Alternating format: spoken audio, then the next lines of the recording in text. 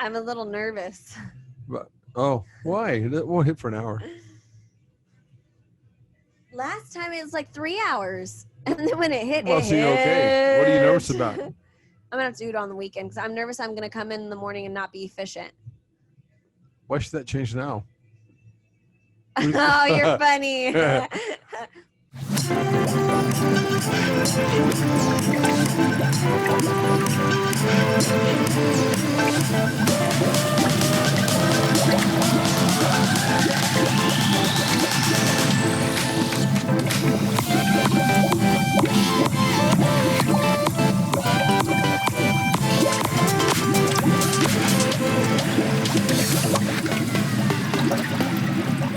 I guess. Is a thumbs up? I guess it's different. Hey, Mizella, did you get a fucking haircut?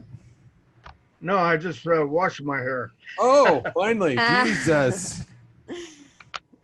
Oh. I did How are not- you doing, Tom? Hold on. God darn it.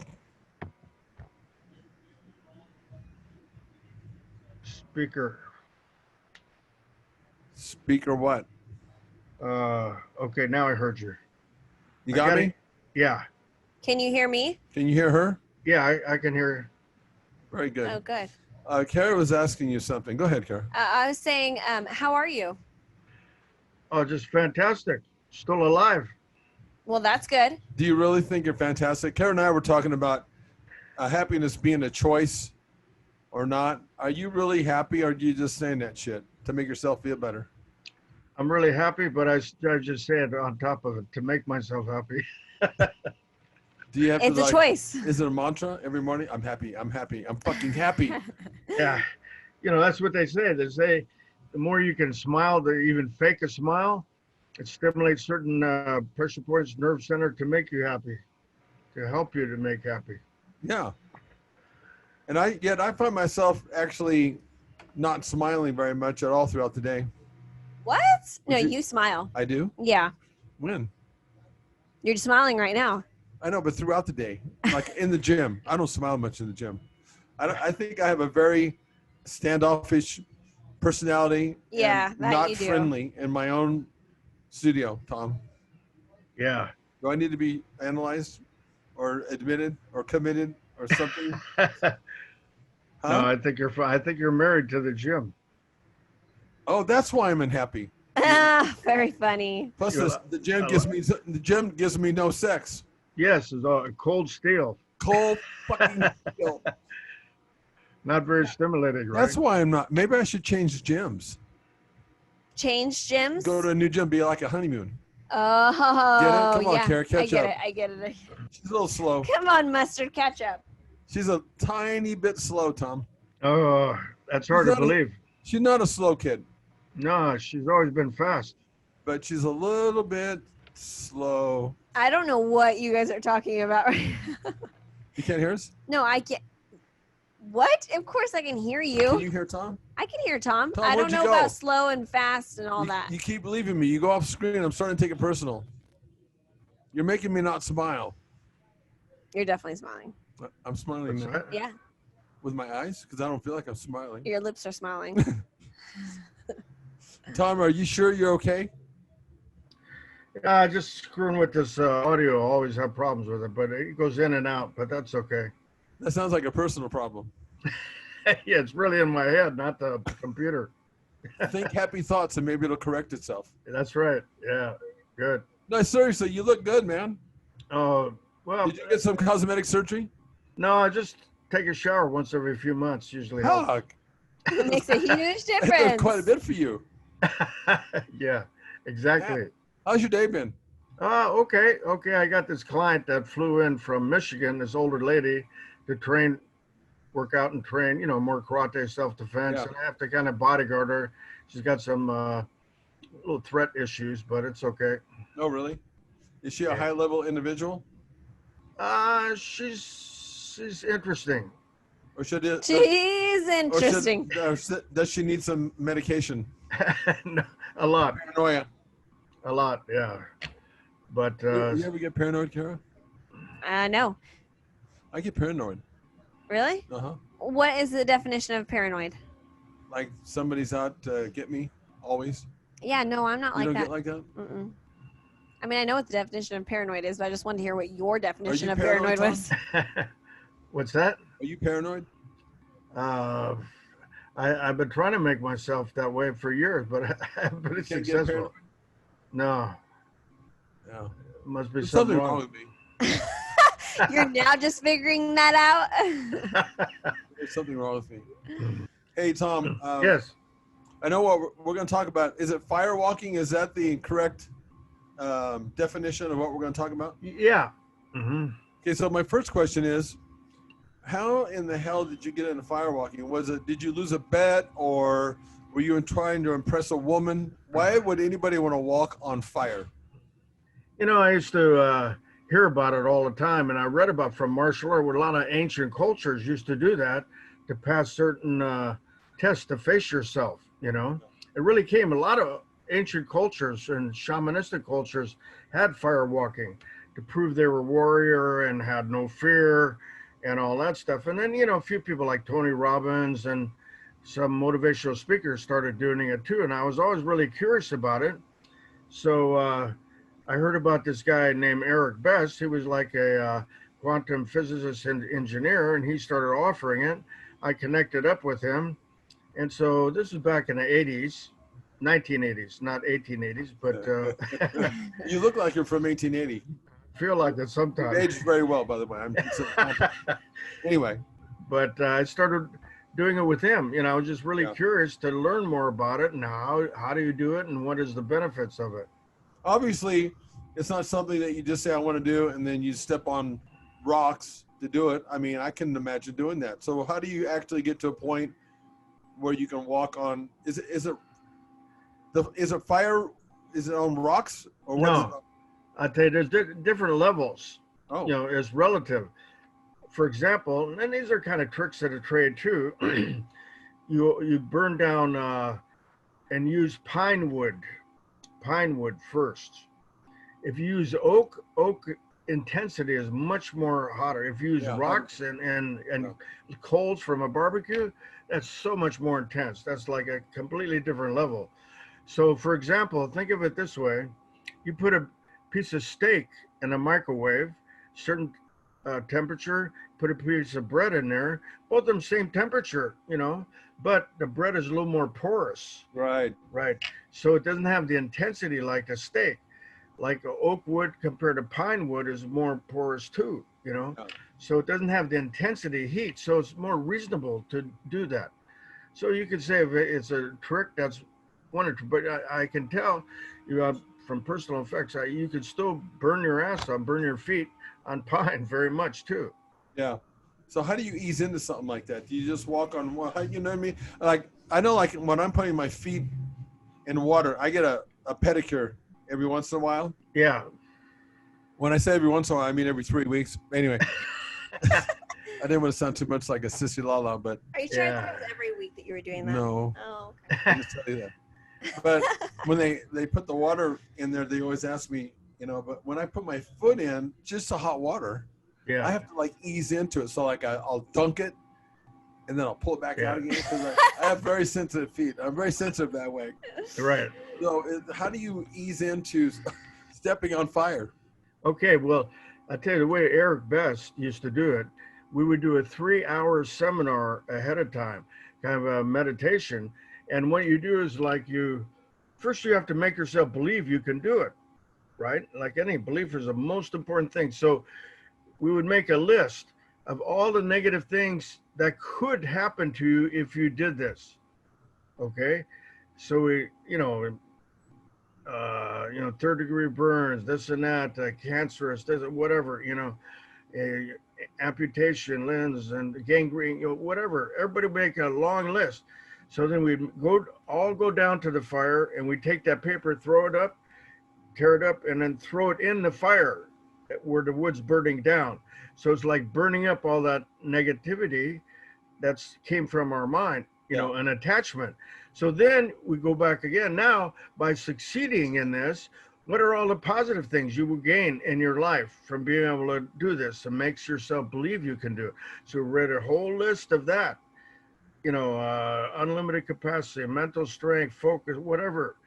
and then we go down a fire, throw that in there. So you have to accept the positive stuff, because so many people in their subconscious mind, you know, they want to be successful, but they don't want to, they're too inhibited, they're too shy, they don't want to expose themselves that way. So you have to accept the positive as well, and not be attached to the positive as not being attached to the negative.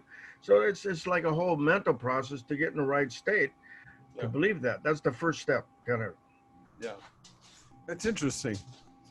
So you're not literally walking on fire, correct? Yeah. I mean, you're not the flames, but walking on the red hot coals. Yeah, red hot coals. Because you have to burn the wood down, get a shovel, like 10, 15 foot strip that's maybe 2 feet wide, and you throw all the coals there. So they're hot, you know, they're definitely hot, and you get it pretty even. And then, but see, there's another mental process that you can relate to too, is, you know, with weight training as well. For example, when you're ready to walk, there's two things. You know, there's whatever direction your eyes look, there's a whole science. If you look right, horizontal, that means creative visual. You look up, visual, creative auditory, or you look up left, it's remembered visual. You look left, remembered, you know, there's a whole way we look. Like, you know, we scold a kid, their eyes look down, that goes more personal self. So, you know, like with heights or climbing, you know, like they say, you never look down. When you got a cliff that you're climbing a few hundred feet up, you don't look down, because that goes to feelings, emotion, more kinetic. When you scold a kid, oh, why did you do that, John? And their head goes down, their eyes look down. They're either protecting themselves as defensive, or they're going back into their own feeling, personal, being depressed and down. So when you don't want to look down at the flames and the red hot coals. So you look at all spiritual cultures, your eyes look up. When your eyes look up, it takes your mind more out of your body. And you probably do that weight training when you're doing a really heavy weight or one rep or maximum, your eyes automatically sometimes go up to take your mind out of your body, and you're more apt to feel more pain. Not feel more pain, be unattached to feel pain. Yeah. So what you do, you know, when you're there, you look up. And the other thing, instead of trying to convince your mind you're walking on ice, that this is cool, your subconscious mind isn't going to believe it. They're going to say, that's bullshit. this isn't ice. So what you say is cool moss in your mind. And you look up cool moss, and try to make yourself believe you're walking on cool moss. Now it's more acceptable to your subconscious mind to accept that. Okay. Yeah. So when you do something like that, I'm thinking of cool moss right now. Okay. I'm looking up. So when I'm walking across these flames, okay, are my feet going to be burned? Because look, how can your feet not be burned? Yeah, I was going to ask the same question. Okay, there's two things. I mean, most of the people I saw that did the seminar, they just sprint across, you know, walked very quick, walked very fast across it. So your feet aren't on the coals that long in the first place. But see, higher level, what I would try to do, I'd try to walk slower. And then I got where I could pick up a handful of coals in each hand, and then walk to 15 foot and throw them down and not get burned, you know? So then. And not get burned? Yeah, not get burned. Wow. Not get burned. And something related to probably chemistry in our body, or a chi or ki, internal energy. You get yourself in a certain state of mind, you know, like in a fight. You get a lot of endorphins and ki or weight training, and you push yourself hard. You could have a broken forearm, broken leg, and so some people don't even know it until after, you know, or like Muhammad Ali, when Ken Norton fractured his jaw, he still fought. He didn't know it, find out until after. So you could still do the damage, but like I said, the slower you can go, the more you can get in that not just alpha, but theta Hertz cycle, brain cycles, which is more a deep meditative state, so you can really believe you can do this. Somehow our body protects it with a chemicals in our body or chi or ki or something. For example, I had Eric even hook my feet up with wires and check the temperature codes and have a laptop and had software. And you can see there was a couple hundred degrees difference.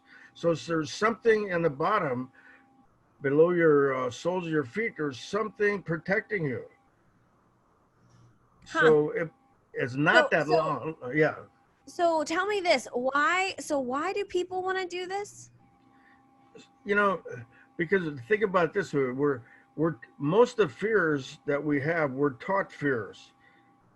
You know, we're trained in fears. Oh, you get hit by a car, don't do this as a child, kid, don't touch that flame, it's too hot. Don't do this, don't cross the street, don't. You know, everything's don't. So it's all these mental blocks a kid develops, you know, and we carry that on as adults. So that ties into other things when we want to accomplish certain goal or push ourselves or face ourselves, like in karate martial art, our worst opponent is ourselves. So we have a unlimited capacity up to a certain point. I mean, look at athletic achievements who've broken, you know, everybody gets better. Just incredible what some of these guys are accomplishing. Cirque du Soleil and rock climbing and all kinds of stuff. If you believe you're unlimited, you know, your mind's gonna take your body. For example, like, you know, before 1953, Hillary and Norkie climbed Mount Everest. There was hundreds of people tried it. The Germans and Hitlers, they tried. A lot of people died. Nobody could do it. Soon as Hillary and Norkie, you know, the Sherpa, made it to the top successfully, and everybody's mind, oh my God, they did it. So it's humanly possible. We can do it. You know, when what's his name broke the 4-minute mile. Oh, it's humanly possible. We can do it. When any weight trainer, you know, like Paul Anderson, any of the old time broke record, God, it's humanly possible. That's a huge part of it, you know. Yeah.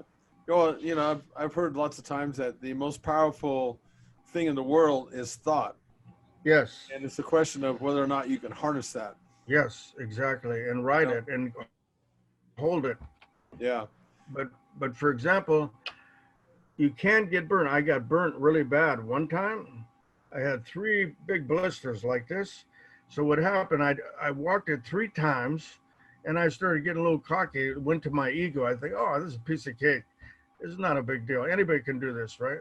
Yeah. So I didn't get in the right state of mind. I didn't go through the mantra. I didn't put my eyes up. I just put my right foot on the coals, on the wood coal, and then I felt the heat. I go, oh shit.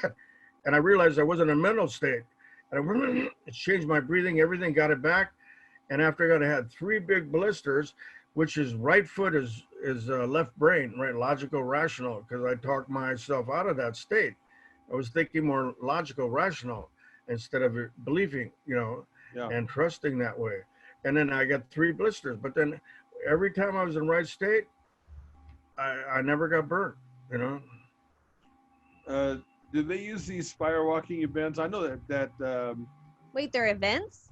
I think so. Are they events? Yeah, don't they put on like I know Robbins does this, Tony Robbins, but yeah, don't they have these maybe it's not an event, maybe it's like a seminar where they're more seminars. A lot of the motivational speakers are doing it, have done it through the years, because they found it's a good test for a person to get past their fears and mental blocks. And if you could change your belief system to more unlimited capacity, you can accomplish more, you know?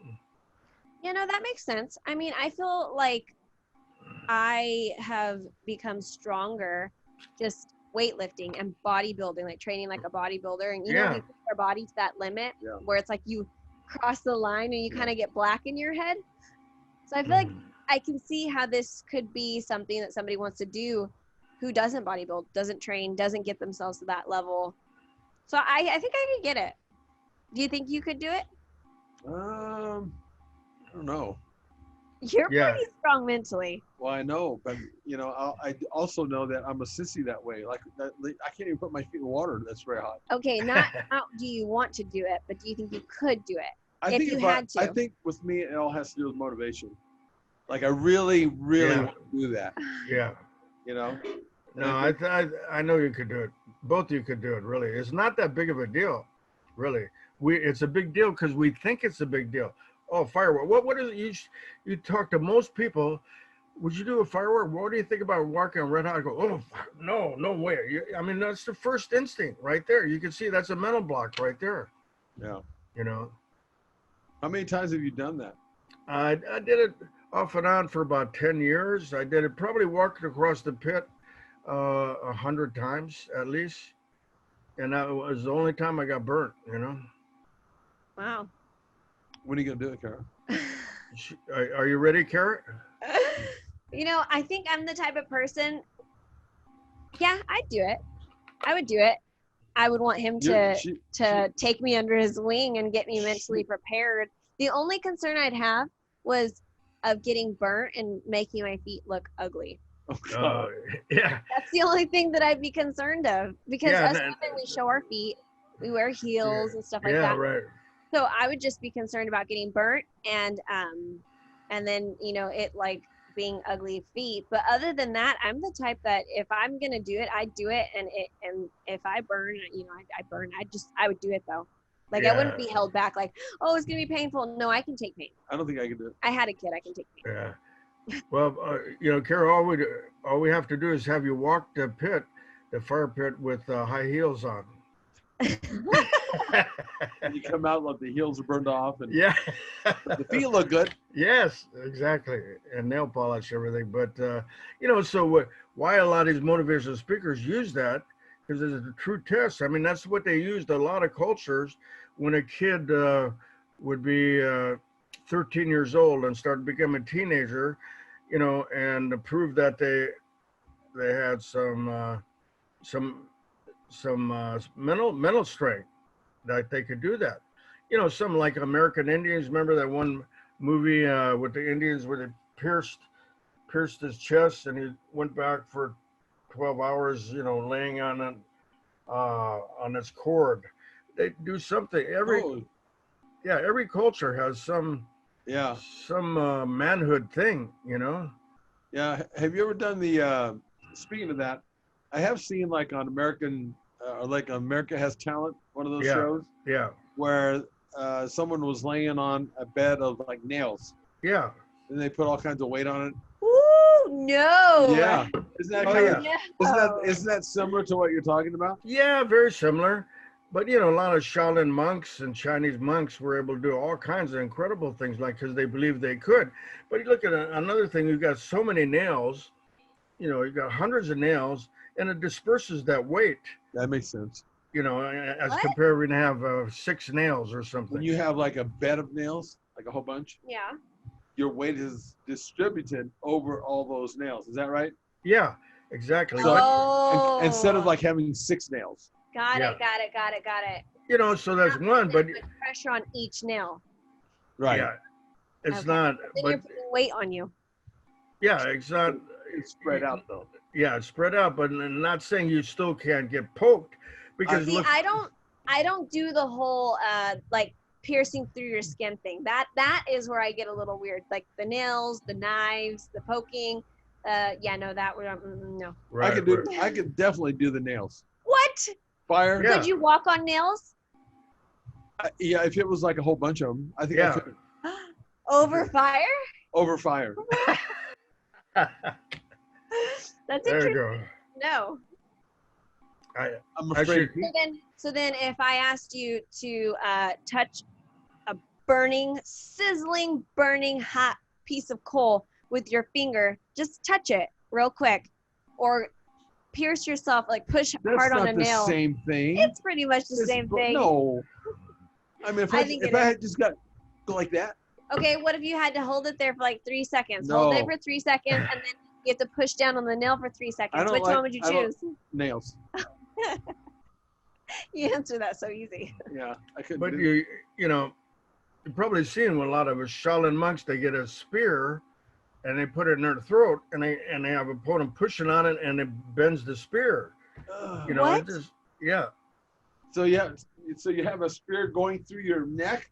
Yeah, touching it here with a point, either one here or they have one on each side, and they tense and use their chi, and it bows the spear. You know, it's not a thick spear, but it's maybe 1/4 inch that, and a certain type of metal that it bends. They do all kinds of stuff like that.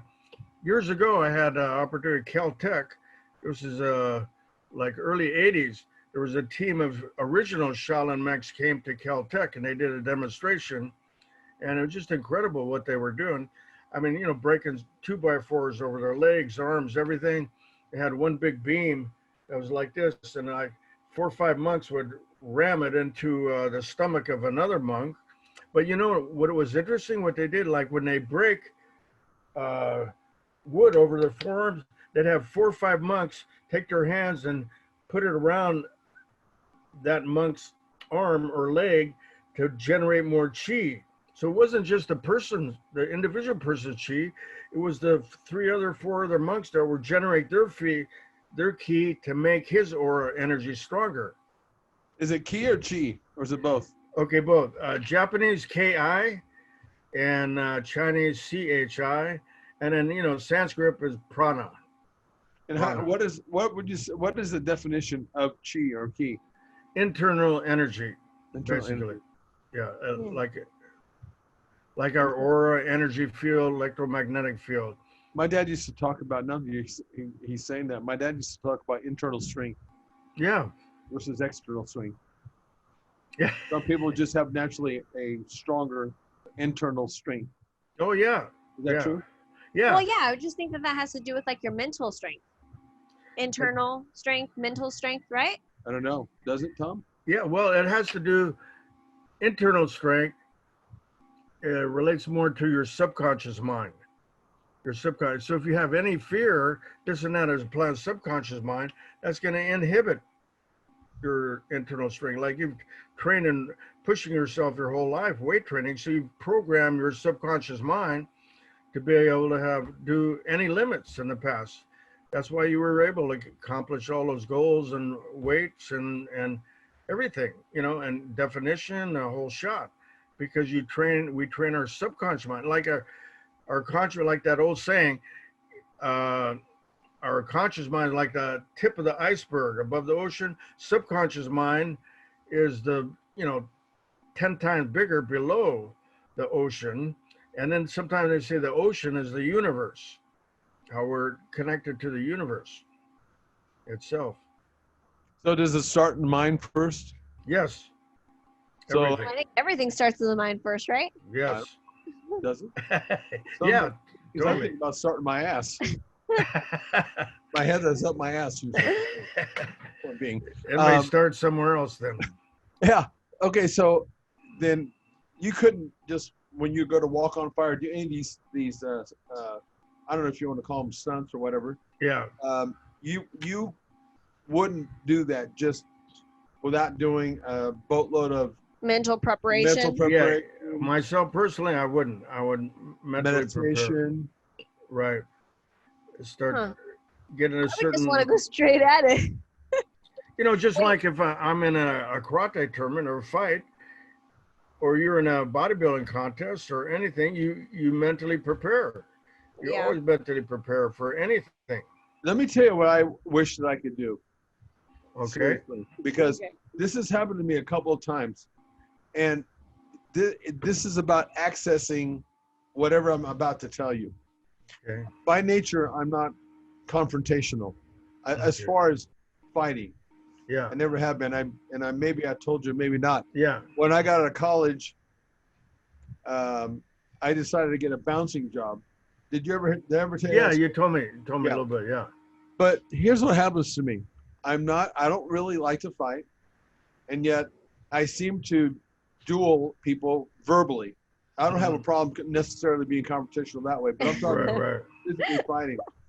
But I've been in a couple situations here at the gym where I've had to protect my surroundings. Sure. There were some tweakers, and I don't know what the fuck happens to me, but all of a sudden I turn into somebody that I don't recognize. Right. And all of a sudden I become confrontational. I'm not afraid to go outside in the dark and see what's out. So what happens? Okay. I think your inner strength kicks in. Is that my inner strength? Yes.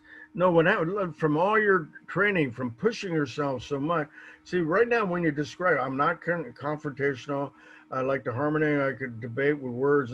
That all comes from your conscious mind, logical, rational. But the truth is, you pushing yourself so hard, when you have a threat, that taps into your inner strength, your subconscious mind, your true strength, what's there, and you're ready to fight. It's weird. Yeah. It's so weird. And I'll tell you the other thing that happens. I can believe that, because I think like if something happened to Liam, it'd probably be a whole different You side go of into me. mama mode? Oh, I'm sure it'd be nuts. Yeah, but it's like everything slows down. Yes, exactly. It becomes so lucid and so clear. Because your mind becomes so focused and so concentrated on every millisecond.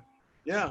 Huh. I had a guy come in my gym one time out of the street. He had gotten in an accident, and he was tweaking, and he came into my gym, and he wanted my car, surrounded me, was walking around in circles, and everything just got really slow for me. I got real calm, very calm, and yet normally I'm not like that. People will tell you, because I ask them, people that know me, I said, am I high strung? And they say, yeah. And you have anxiety, and you're temperamental, but when it comes to shit like that, it slows down. Like even when I was getting into an accident, when I got into the accident, it slowed down. I watched my accident happen. Right. Wow. I don't think I've experienced. I would love to be able to access that kind of shit. Seriously, because imagine, that's power. Yes, it is. Take that and apply it to whatever you wanted, and you could just go, I want that shit right now. Yes. So how do I do that? I bet you Tom knows how to do that. How do you do that? Well, that's it. I mean, practicing like a karate martial art, facing her so much, that's what happens in a real fight. If you feel so strong, so self-confident, so dominant, when your opponent moves, you already see it. It's like slow motion. It's so weird. So slow motion, it looks like your opponent's trying to go as fast as they can, but you're going very slow and just block or counter and everything. You see it happen. It's weird. Have you ever had that happen to you, Kara? No, I'm like seriously really sitting here thinking. You never have. Never been. Never? Like, for it to go that slow, like that. You never had like something that was like drastically happened all of a sudden and just everything changed? No. I don't think so. Leo, that happens a lot, usually in life and death situations, or survival situations. A lot with police officers, they've done a whole study and analysis on, when your heart is way over 170 beats per second, have that anxiety and adrenaline and a firefight. Wait. 170 beats per second or minute? Minute, I'm sorry. Oh, God. Hey, guys, I just realized I have had that experience. Did you tell? Yeah? I have had that experience. When you were having your kid? When I was having my kid. Wow. Yes. That would be traumatic. I was extremely calm. I was so peaceful. Like if you looked at me, I was just zenning, like with myself. Very zen. And it slowed down. And 1 minute, it was super. It's weird, huh? It was a weird moment. Like, and now even looking back at it and thinking of it. I find it like, because I did it all natural, like no medicine or anything. Yeah. So the pain that my body. You felt all of that. I felt all of it, but you they teach us before you have a kid how to calm yourself down and control your body and your mind so that you don't make it even more painful than it has to be. So that would probably be going. So you know what happened, Kara? Okay, now, you're a mother, and all what you do depends on the survival of your baby and kid and how healthy they come out. Depends on you. So you got rid of yourself, personally, your ego, and you became like the protector of your baby coming through. So you tapped into that inner strength you already have in your subconscious mind. I have to do this. I have to do this so everything will go right for my baby. So you did it. Yeah.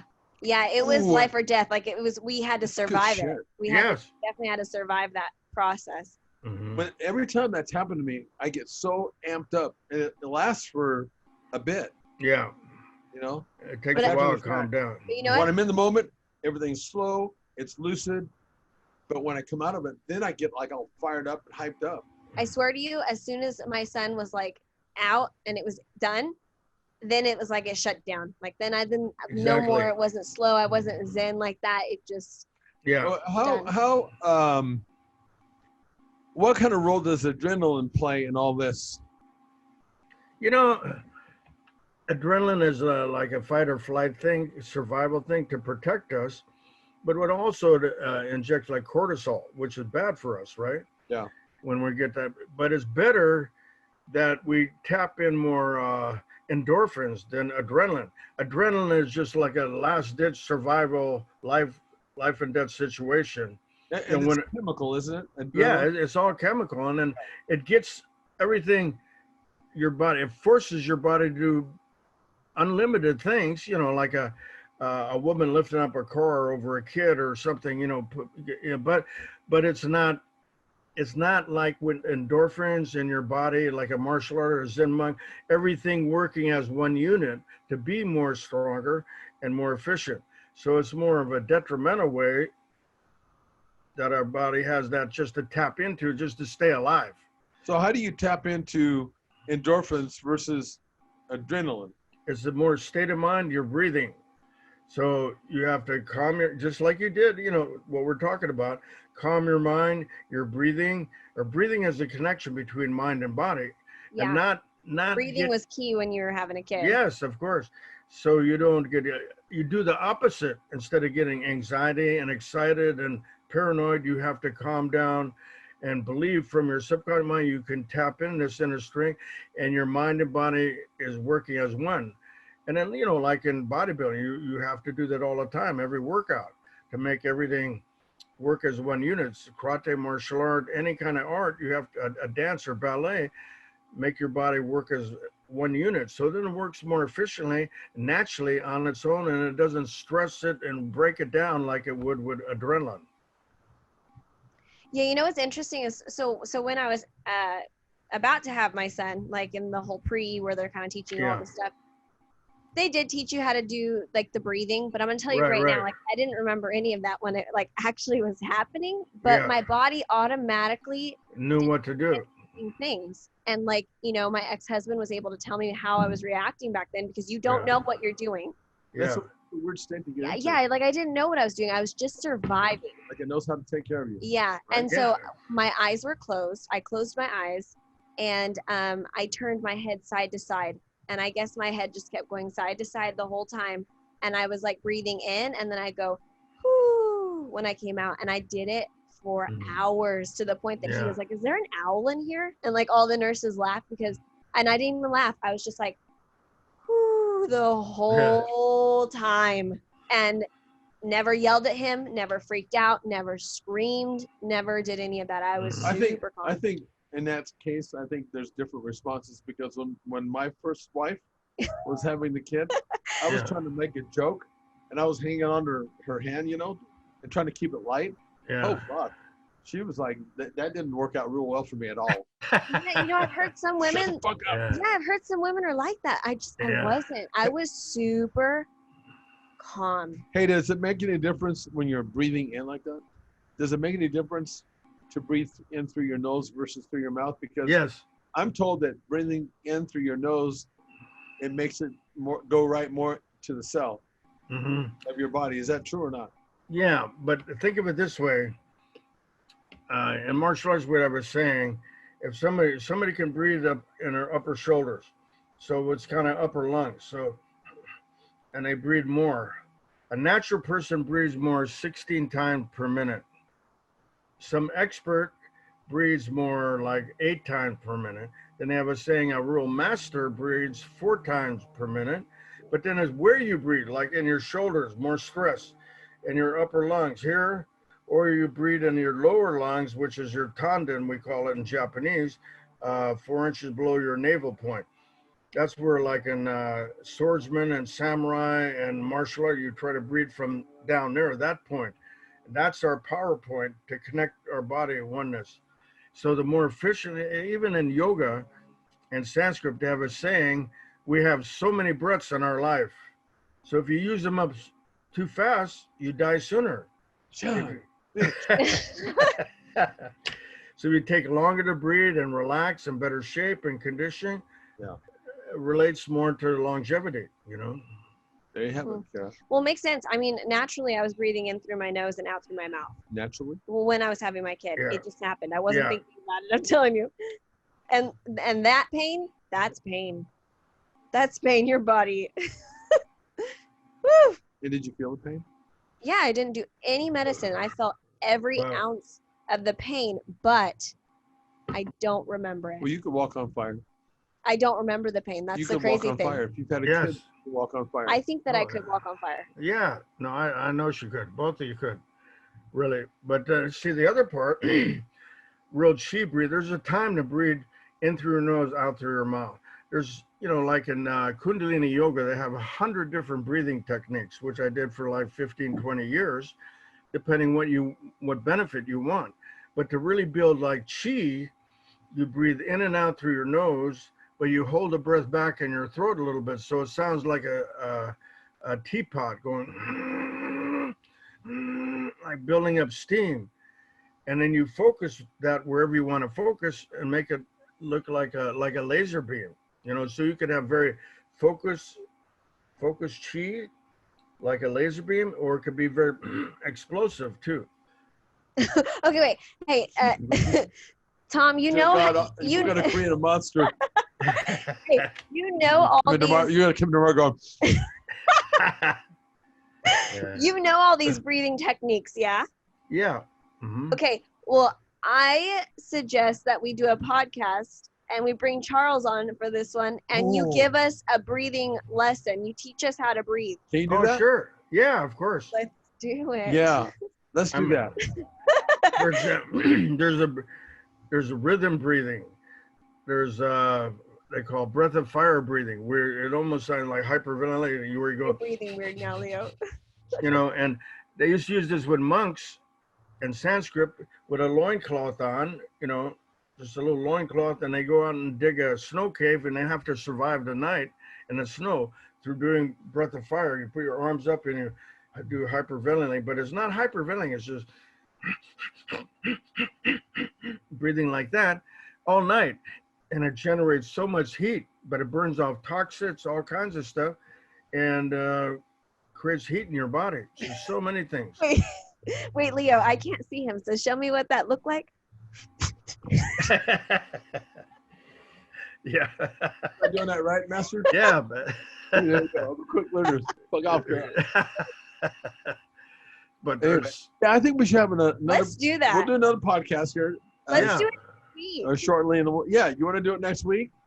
Yeah, that's Come fine. back and do a little seminar, breathing seminar for us. Yeah, sounds good. And then, you know, for example, another secret is you breathe in so many counts, you hold it so many counts, and you exhale so many counts.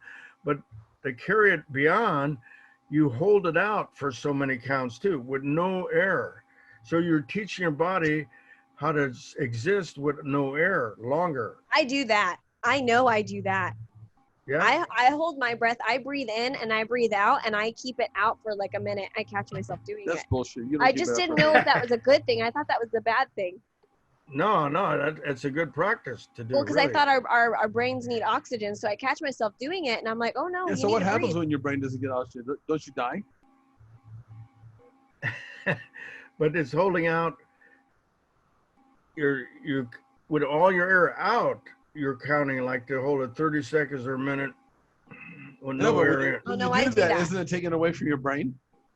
No, Right? there's still enough in your air, your aura, there's Yeah. still enough oxygen to maintain. And you know, believe me, when you need a breath, you'll take it. Exactly. No, I swear to you, I do catch myself doing that. I just thought it was a bad thing, but now I guess I'm clearly I'm awesome. You're a high level monk. This You breathing say so technique. yourself? I know this breathing technique, and I was never taught it. Well, That's right. then here's what I want, just so you know, while you're thinking about what my goals are in this. Yeah. After one session, I want to be able to be a warrior that Yeah. can that can win every single fight I get into. Okay. I'm thinking I should probably do that. I'm this age. Why should I go out being meek and feeble and laying around? That's right. Yeah, remember. Where's Leo today? He's out fighting. He goes every weekend. He goes out looking for a fight, and he wins every single one. Thank you, Tom. Yeah, go out in style.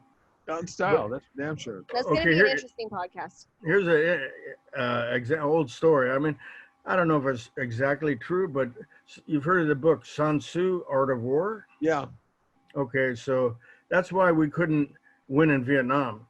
That top general, NVA, was a master of feng shui. I mean, Sun Tzu, Art of War. He studied it his whole life. And it's basically strategy, how to win every battle, whether it's one person or whole army. Yeah. So the original guy, Sun Tzu, was Chinese. And here's how the story goes. There's a bigger province, powerful province in China, and a smaller one. And a smaller one heard the Lord from a smaller herd, the bigger one's going to take over, right? So he wanted to learn how to defend his army because he had like one half the army that the bigger one did. So he sought the whole land, and he heard about this Sansu warrior who taught the philosophy of art of war. So he came and met with him. He goes, he told him his situation. Can you train my army so we can be dominant and win if they attack? He goes, sure. He goes, well, you have to prove it to me. He goes, can you prove it to me, teaching somebody? He goes, sure. So he had these 8 or 10 concubine women, right? Chinese women that's so dainty, never fought their whole life. He goes, can you teach these 10 women how to be warriors in 30 days? He goes, sure, no problem. He goes, okay, let me see. So, I mean, who knows the story is accurate, but he goes, so he starts training him, and the ladies are teaching with a sword, and they're giggling, he, oh, this is cute, funny, you know, ha, ha, ha, cute. And then finally, after a couple of days, he goes, listen, I need you all to be very serious right now, or else it's going to get much more strict, you know? So no more laughing, no. So he started teaching him, and there's 2 women in the front with a sword, and he's showing them a technique with certain spirit, and all of a sudden they start laughing again. He, the 2 women in the front row. He spins around, takes his sword, and cuts both of the women's heads off. I don't see any downside. Oh my God. And all of a sudden all the other women go, whoa, what? He goes, look, I warned you, it's going to get more strict if you're not serious. Boom. So after that, they pushed themselves, and 30 days, they were incredible warriors. No kidding. It's like, if you don't want to win this, all your heads are coming off. Yeah, so it's a very simple idea, but it works. Yeah, let's go ahead and leave this show today on that note. Okay. I like to end with a positive message. Yes. Because I'm so optimistic and bubbly and all that bullshit. But yeah, let's go ahead and plan for next week.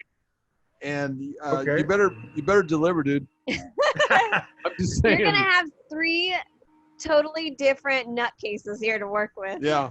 Yes. Okay. Although Tom, I say that I'm talking tough now on the screen. I'm afraid of you. I really am. I don't know if I'd have enough time to switch into that gear. Yeah. If I was on you in that state of mind, you could probably kill me before all that shit went into effect. Anyway, yeah, let's leave it at that. Yeah. Okay. Well, thanks for coming on the show and talking to us. Thanks for coming on Fishbowl. Okay, my pleasure as usual. It's such a joy. Anything and everything can happen. Seriously, dude, you're looking good. Oh, thank you. All right. I just want to look younger. I don't care about looking good. I want you to go meditate because I want you to be able to make the show next week. Okay, I want to believe that I'm about 110. Yeah. Anyway, no, seriously, good talking to you. Okay, you too, guys. And then, yeah, all this stuff is just the more we can face ourselves, evolve ourselves, make ourselves better human beings and stronger to help other people. That's the most important thing, you know. Should I bring a mirror in here so I can look at myself, to face myself? Well, oh my gosh. Shouldn't I? Yeah. Why wouldn't you? You have the webcam. Oh, yeah. I'm facing myself right here. That's right. Yeah. All right. Well, okay, man. We'll see you next time, okay? Okay, thank you guys. Real pleasure right. as usual. Bye-bye. Thank you. Good job, sir. Okay, man. Bye-bye. We out. Good stuff.